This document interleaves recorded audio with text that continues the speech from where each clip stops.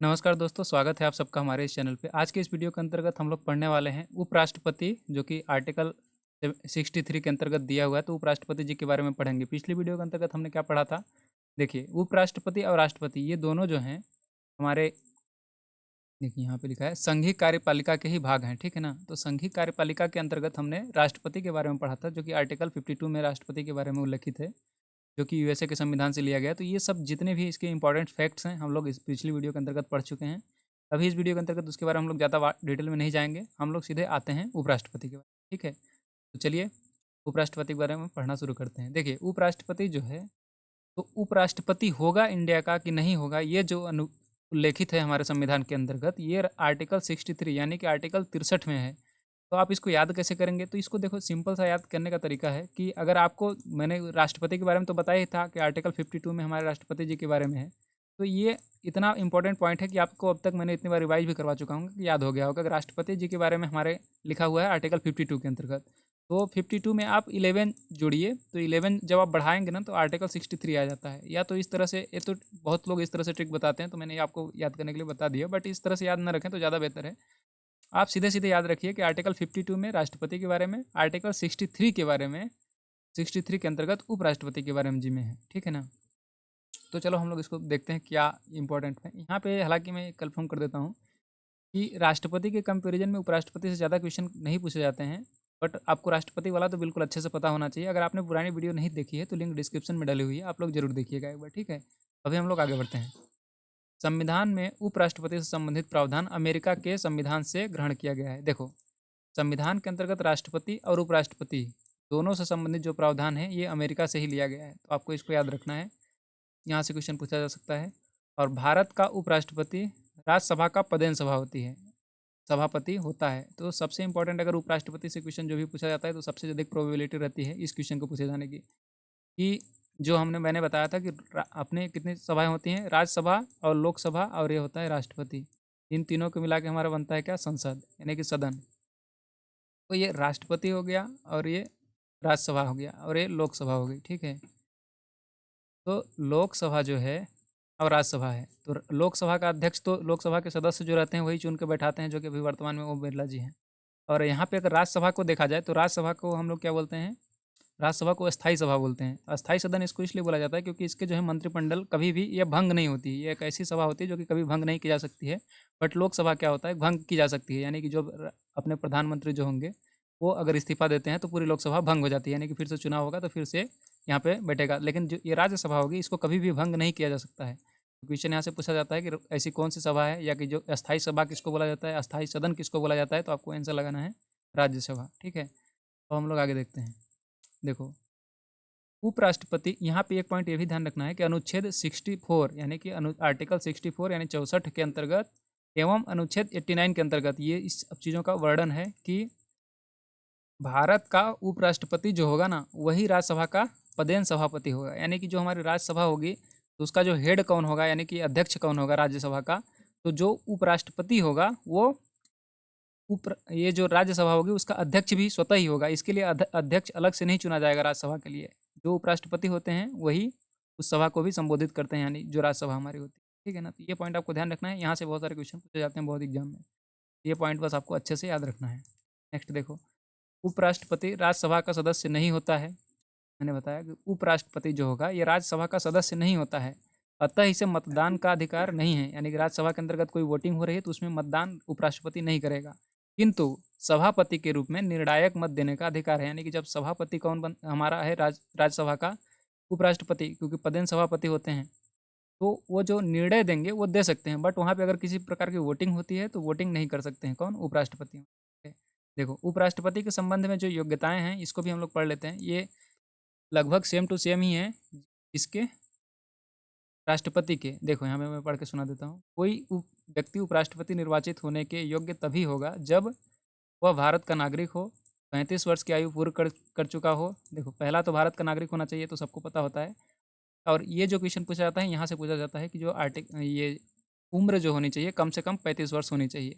और राष्ट्रपति के लिए भी सेम ही उम्र होती है, 35 वर्ष की आयु पूर्ण कर चुका होना चाहिए। राज्यपाल के लिए भी शायद यही होती है, मैं आगे मिलेगा तो कंफर्म कर दूंगा।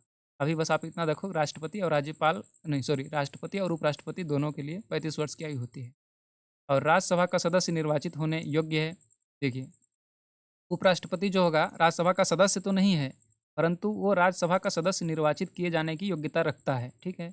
और जो हमारा राष्ट्रपति होगा वो लोकसभा की सदस्य बनने योग्य होता है, उसकी मतलब ये योग्यता होती है।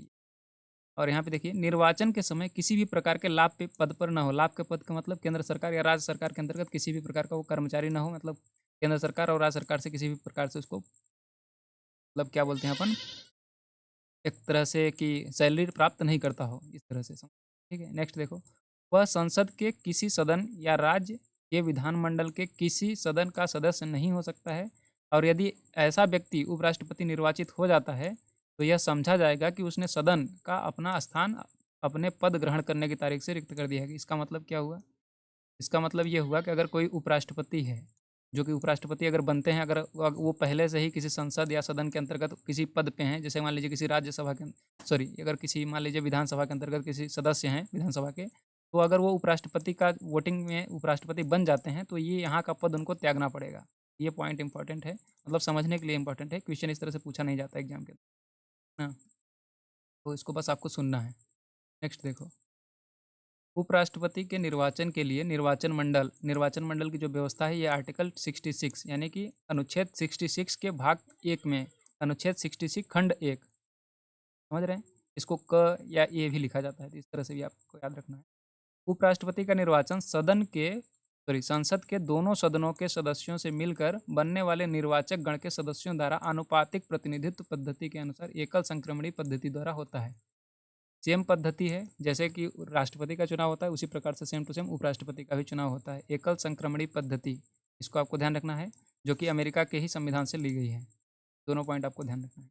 नेक्स्ट देखो, संसद के दोनों सदनों से बनने वाले निर्वाचक गण में निर्वाचित एवं मनोनीत दोनों सदस्य शामिल होते हैं। यानी कि जो अभी वोटिंग होगी उपराष्ट्रपति की, उसके अंतर्गत जो निर्वाचित सदस्य होते हैं राज्यसभा और लोकसभा में, वो और उनके अतिरिक्त जो जिनको नियुक्त किया गया रहता है, जैसे कि राष्ट्रपति कुछ आंग्ल समुदाय के जो नियुक्त करता है, तो वो लोग भी इसमें पार्टिसिपेट करते हैं उपराष्ट्रपति को चुनने के लिए। परंतु वही जो लोग क्या बोलते हैं चुन के आए हुए रहते हैं, क्या बोलते हैं अपन, जिन लोगों को नियुक्त करके रखा गया होता है वो लोग राष्ट्रपति के चुनाव में भाग नहीं लेते हैं, परंतु उपराष्ट्रपति के चुनाव में वो लोग भाग लेते हैं। सरल शब्दों में मीनिंग ये है। नेक्स्ट देखिए, ये फैक्ट्स हैं, इनको आपको रटने की ज़रूरत नहीं, बस आपको थोड़ा सा सुनना है। जो फैक्ट्स मैंने स्टार लगा के बताए उनको आपको याद करना होगा। मैं इसको एक वीडियो को लास्ट में एक बार फिर क्विज से क्विक रिवाइज करवा दूंगा, तो आपको समझ में आ जाएगा क्या याद करना है क्या नहीं करना है, ठीक है। यहाँ पे देखो, भारत के उपराष्ट्रपति अभी कौन कौन हुए हैं, तो डॉक्टर सर्वपल्ली राधाकृष्णन, आपको ध्यान रखना है कि डॉक्टर सर्वपल्ली राधाकृष्णन पहले उपराष्ट्रपति थे जो कि लगातार 2 बार उपराष्ट्रपति के पद पर रहे हैं, और तीसरी बार क्या बने, तीसरी बार 2 बार उपराष्ट्रपति रहे और तीसरी बार डायरेक्ट बनते हैं क्या, राष्ट्रपति, डॉक्टर सर्वपल्ली राधाकृष्णन। और जब ये उपराष्ट्रपति थे उस समय राष्ट्रपति कौन थे, डॉक्टर राजेंद्र प्रसाद जी थे, ठीक ना। ये पिछली वीडियो के अंतर्गत बहुत ज़्यादा डिटेल में बता चुका हूँ, तो यहाँ पे अब बात आपको बहुत ज़्यादा इसके अंतर्गत जाने की जरूरत नहीं है, यहाँ से क्वेश्चन नहीं पूछा जाएगा। आप हम लोग आगे बढ़ते हैं। देखो, उपराष्ट्रपति बनने से पहले सर्वपल्ली राधाकृष्णन सोवियत संघ में राजदूत थे, यानी कि राजदूत किसको बनाया गया था पहले, उपराष्ट्रपति बनने से पहले डॉक्टर सर्वपल्ली राधाकृष्णन जो थे ये सोवियत संघ, सोवियत यूनियन, पहले यूएसएसआर यानी कि रसिया को बोला जाता था, तो वहाँ के इनको राजदूत बना के भेजा गया था, बाद में इनको ही उपराष्ट्रपति बनाया गया। हालांकि इससे ये सब कोई भी point exam point of view से इंपॉर्टेंट नहीं है, ठीक। उपराष्ट्रपति को पद ग्रहण करने से पूर्व राष्ट्रपति अथवा उसके द्वारा नियुक्त किसी व्यक्ति के समक्ष शपथ लेनी पड़ती है। तो यहाँ पे क्वेश्चन, अगर क्वेश्चन एग्जाम में जो पूछा जाएगा वो ये इंपॉर्टेंट है। क्वेश्चन यहाँ से पूछा जाता है कि उपराष्ट्रपति को शपथ कौन दिलाता है, तो उपराष्ट्रपति को शपथ राष्ट्रपति जी दिलाते हैं। प्रधानमंत्री को शपथ कौन दिलाता है, तो प्रधानमंत्री को भी उपराष्ट्रपति ही दिलाते हैं, ठीक है। तो ये पॉइंट आपको ध्यान रखना है। समझ में आया क्या? उपराष्ट्रपति की पदावधि के बारे में पढ़ लेते हैं। आर्टिकल 67 के अंतर्गत दिया है, उपराष्ट्रपति पद ग्रहण करने की तारीख से 5 वर्ष की अवधि तक पद पर धारण करेगा। परंतु कुछ पॉइंट है, इसको हम लोग पढ़ेंगे, उससे पहले मैं ये बता दूं, जो उपराष्ट्रपति होते हैं इनको शपथ राष्ट्रपति जी दिलवाते हैं। और राष्ट्रपति को शपथ कौन दिलवाते हैं, तो राष्ट्रपति के उच्चतम न्यायालय के सर्वोच्च न्यायाधीश, मतलब सर्वोच्च न्यायालय के उच्चतम न्याय जो रहती है अपने सुप्रीम कोर्ट, उसके जो मुख्य न्यायाधीश होंगे वो राष्ट्रपति को शपथ दिलाते हैं।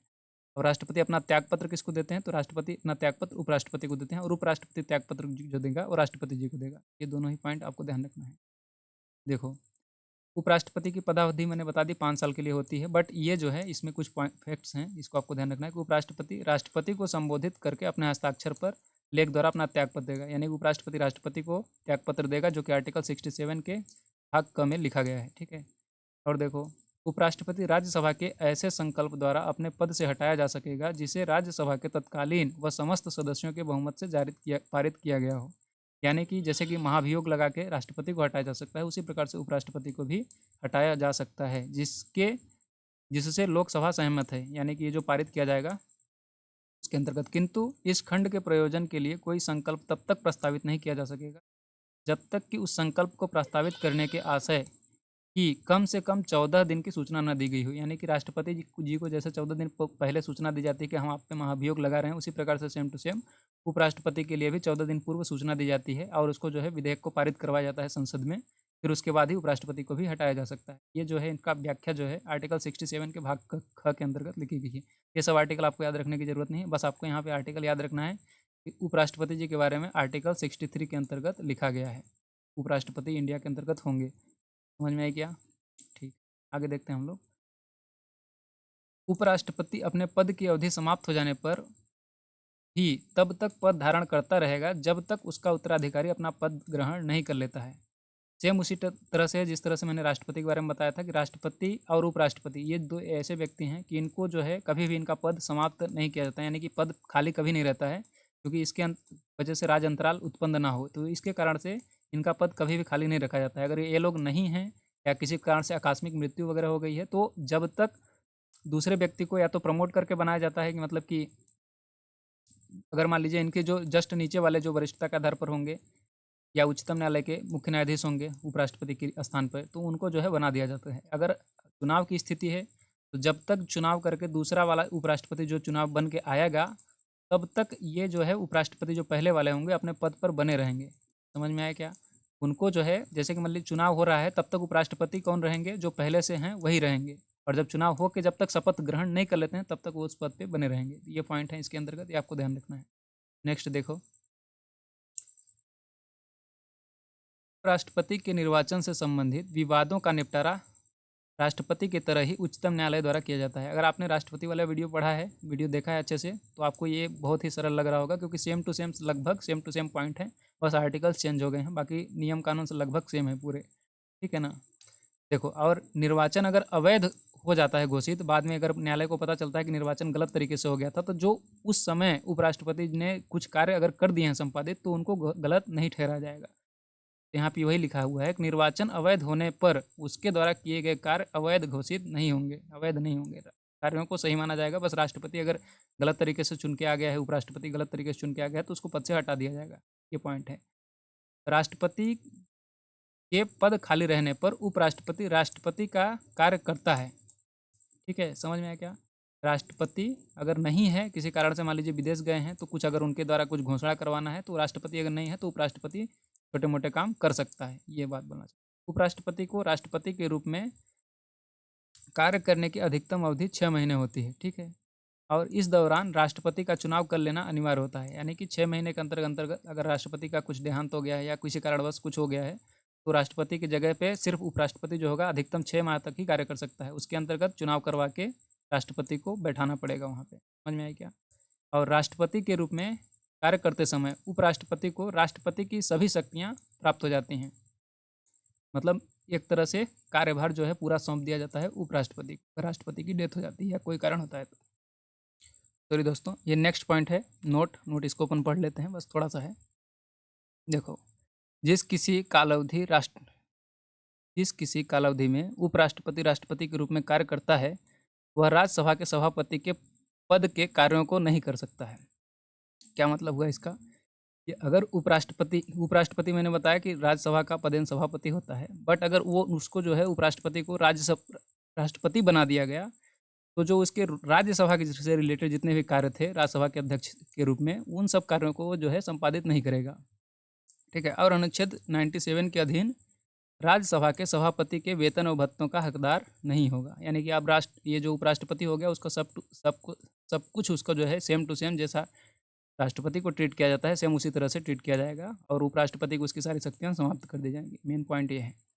तो ये था आज का वीडियो, उम्मीद करता हूँ समझ में आया होगा उपराष्ट्रपति से रिलेटेड। नेक्स्ट वीडियो के अंतर्गत हम लोग पढ़ेंगे प्रधानमंत्री और मंत्रिपरिषद के बारे में, ठीक है ना। ये भी काफ़ी इंपॉर्टेंट पॉइंट्स होंगे इसके अंतर्गत, तो इसको भी आपको देखना है। और चैनल पे अगर फर्स्ट टाइम विजिट किए हैं तो चैनल को सबसे पहले सब्सक्राइब कर लो और हम लोग मिलेंगे अपन नेक्स्ट वीडियो के अंतर्गत। तब तक के लिए इस तरह से हंसते रहिए और मुस्कुराते रहिए और पढ़ते रहिए बढ़िया से, ठीक है। Thanks for watching.